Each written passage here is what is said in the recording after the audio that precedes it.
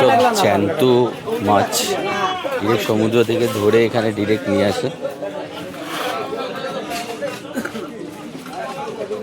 এখন তো হোলসেল চলছে, এরপরে এটা পাইতেন।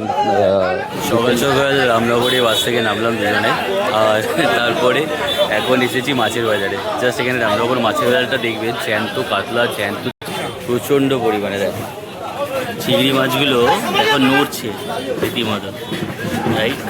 কাতলাগুলোর অবস্থা দেখুন, প্রচুর এরকম আছে। পুরো হাটটা ভীষণ বড় একটা বাজার, ঠিক আছে? সো জামাইয়াদুর পর্ব 2-তে সবাইকে স্বাগত। ইউটিউব চ্যানেল দেখতে থাকো, ভালো লাগলে কমেন্ট করো, শেয়ার করো, সাবস্ক্রাইব করো। হ্যাঁ অবশ্যই দাদা বৌদির ভিডিও দেখতে কিন্তু ভুলো না, ঠিক আছে? আর শেয়ার করো।